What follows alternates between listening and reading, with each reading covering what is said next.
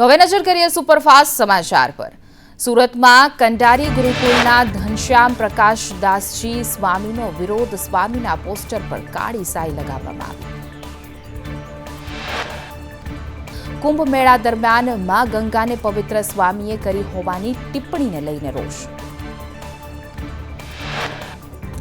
ટિપ્પણી કરનારને મંદિરમાં લાવી માફી મંગાવવામાં આવે તેવી માંગ કરવામાં આવી છે। સ્વામિનારાયણ સંતો માફી નહીં માંગે તો કાયદાકીય કાર્યવાહી કરાશે તેવી પણ કરી માંગ।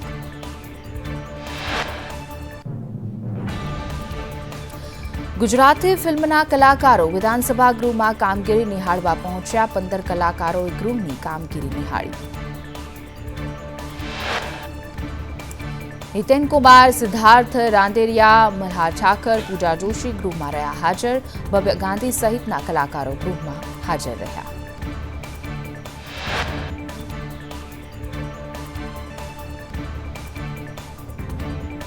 તો બગસરાના મોટા મુંજિયાસરની પ્રાથમિક શાળામાં ઓનલાઈન ગેમની લતે ચડેલા 10 બાળકોએ હાથ અને પગ પર જાતે બ્લેડના કાપા માર્યા। ઘટનાને લઈ બાળકોના વાલીઓ અને સમગ્ર ગ્રામજનો સ્તબ્ધ। ધોરણ 5 થી 7ના વિદ્યાર્થીઓએ ઘટના અંગે પ્રશ્ન પૂછતા કહ્યું કે શિક્ષકોએ ઘટનાને અંગે કહેવાની ના પાડી છે। શાળાના શિક્ષકોએ સમગ્ર મામલો દબાવવાનો પ્રયત્ન કર્યો। ગ્રામ પંચાયતે શાળા અંગે તપાસ કરવા પોલીસમાં અરજી કરી। બગસરાના મોટા મુંજિયાસરની ઘટના અંગે શિક્ષણ મંત્રી પ્રફુલ પાનસરિયાએ કહ્યું કે આપણા બધા માટે આ ગંભીર બાબત છે। આજે સાંજ સુધીમાં રિપોર્ટ મળશે। શિક્ષણ મંત્રીએ ચિંતા વ્યક્ત કરતા કહ્યું કે બાળકોએ ગેમમાં સામસામે ચેલેન્જ આપી હતી। ડેન્જરસ ગેમના રવાડે બાળકો ચડ્યા હોવાની વાત છે। જો હારી જાય તો બ્લેડ મારી દેવાની તેવી ગેમ હતી।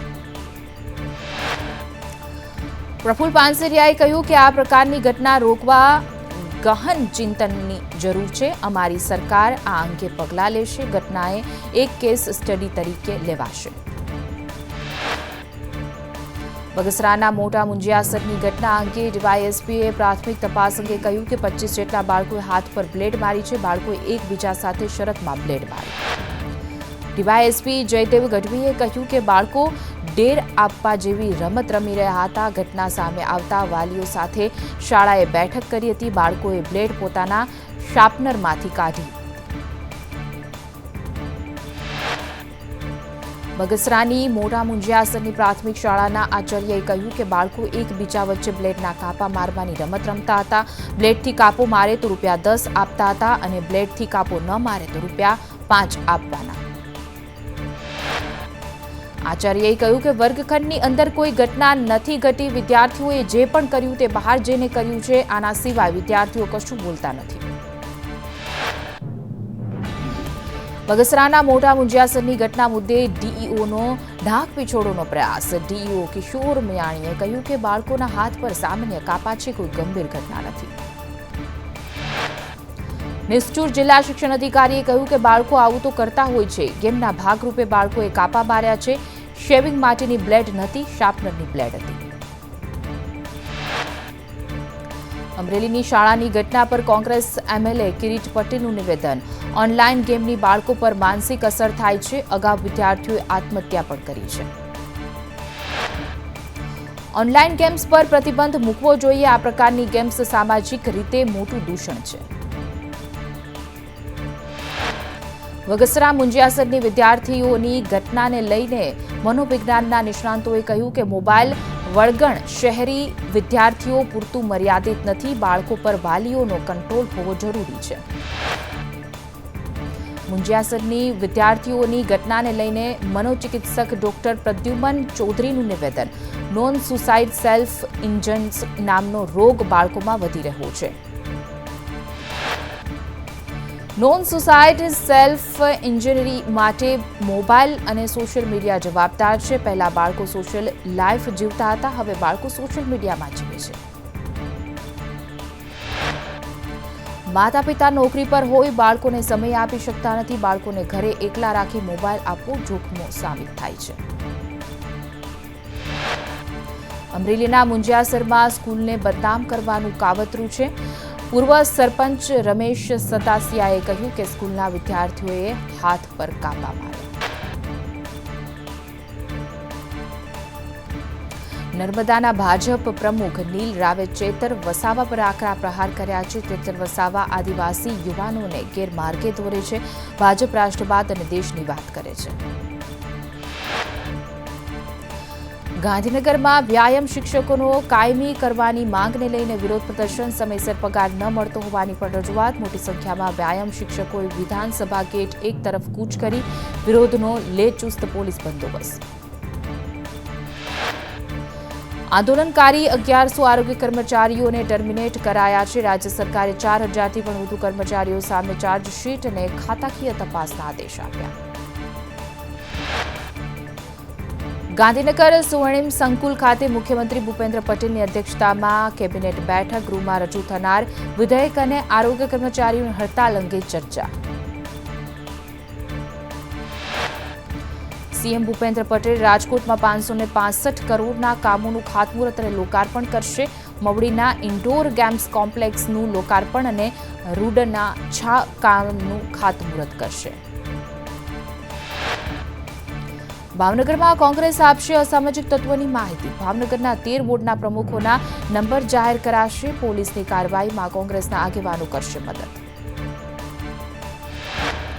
ગીર સોમનાથના ઉનામાં ડિમોલેશન. 53,316 ચોરસ મીટરના દબાણો હટાવાયા છે. ખાપટ ગામે 2 દિવસથી બુલડોઝરની કાર્યવાહી છે. 7 કરોડની વધુની કિંમતની જમીન ખુલ્લી કરાઈ. ખેડામાં સિંચાઈનું પાણી બંધ કરવાની જાહેરાત થતાં ખેડૂતોમાં નારાજગી. ઠાસરાના ખેડૂતોનો નિર્ણય સામે વિરોધ.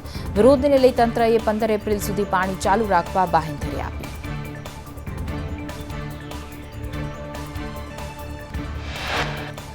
સુરતમાં શેરડી વાવેતરને લઈને સુગર સંચાલકો અને ખેડૂતો આમને સામને. સુગર સંચાલકોએ 1 સપ્ટેમ્બરથી શેરડી વાવેતર કરવું કહ્યું તો ખાંડ ઉદ્યોગ સંઘે 1 ઓક્ટોબરથી વાવેતર કરવા પરિપત્ર કાઢ્યો.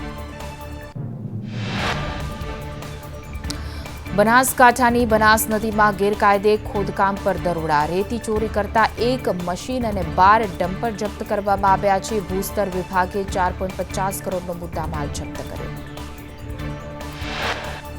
વસ્ત્રાલમાં ફરાર 2 આરોપીને પકડવા શહેરીજનોની માંગ છે. સલામત ગુજરાતની છબી અસલામત છે. ખોટા સુરક્ષિતના દાવાઓ ન કરવા માટે માંગ કરાઈ. અમદાવાદમાં હેરિટેજ સિટીની ઓળખ ફીકી બની. હેરિટેજ મકાનો થઈ રહ્યા છે જર્જરિત મકાનની દેખભાળ કરશે કોણ? વર્ષો જૂના મકાનો થઈ રહ્યા છે ધરાશાયી. અમદાવાદમાં રોગચાળો ફાટ્યો. સુલા સિવિલમાં 13,037ની ઓપીડી નોંધાઈ. 1,188 દર્દીઓ એડમિટ.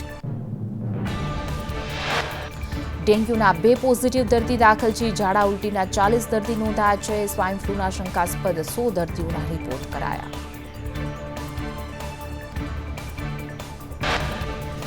અમદાવાદથી વોસ્કોના ગુનામાં પંજાબ તપાસ કરવા જઈ રહેલા પોલીસ કર્મચારીઓનો હરિયાણામાં ગમખ્વાર અકસ્માત. રામોલ પોલીસના કોન્સ્ટેબલ સહિત 3 કર્મચારીઓના કરુણ મોત થયા. હરિયાણાના વડિંગખેડા નજીક ભારતમાલા હાઈવે પર થયેલા ગંભીર અકસ્માતમાં પીએસઆઈ જેપી સોલંકી ગંભીર રીતે ઇજાગ્રસ્ત છે. Police constable Sunil Gamit, home guard Ravindra અને ખાનગી ડ્રાઈવર કનુભાઈ ભરવાડનું મૃત્યુ થયું. સુરતમાં નેશનલ હાઈવે પર કેમિકલ ભરેલું ટેન્કર પલટ્યું. ટેન્કરમાંથી કેમિકલ લીકેજ થતાં ફાયર ટીમ ઘટનાસ્થળે પહોંચી. મોરબીમાં નેશનલ હાઈવે પર જ્વલનશીલ કેમિકલ ભરેલા ટેન્કરે પલટી મારી. ટેન્કરમાંથી ઝેરી ગેસ છૂટતા સ્થાનિક લોકોને આંખો અને ગળામાં બળતરાની ફરિયાદ ઉઠી. મોરબીની મહારાણા પ્રતાપ સહિતની 6 સોસાયટીમાં એસિડ જેવું કેમિકલ ફેલાયું. એક વૃદ્ધને ઈજાઓ થતા સારવારમાં સિવિલ ખસેડાયા. જૂનાગઢના મધુરમ વિસ્તારમાં સિંહણે લટાર મારી. રહેણાંક વિસ્તારમાં સિંહ આવી ચડતા લોકોમાં ભયનો માહોલ. સિંહો આવી ચડતા વન વિભાગને જાણ કરાઈ.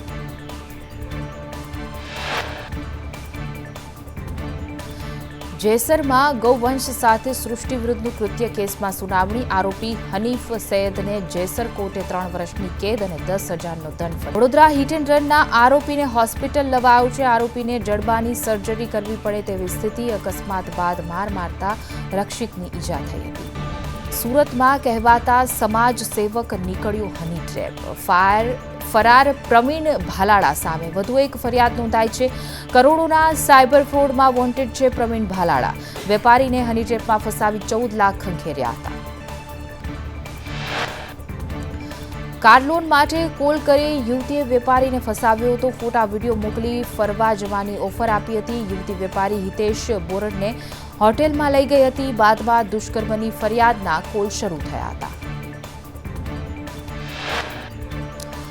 ભાલાળાએ પોલીસ સાથે સેટલમેન્ટ નામે બેઠક કરી 25 લાખ રૂપિયાની માંગણી કરી. 14 લાખ રૂપિયા પડાવ્યા. વરાછા પોલીસે પ્રવીણ અને દિવ્યા સામે નોંધી ફરિયાદ.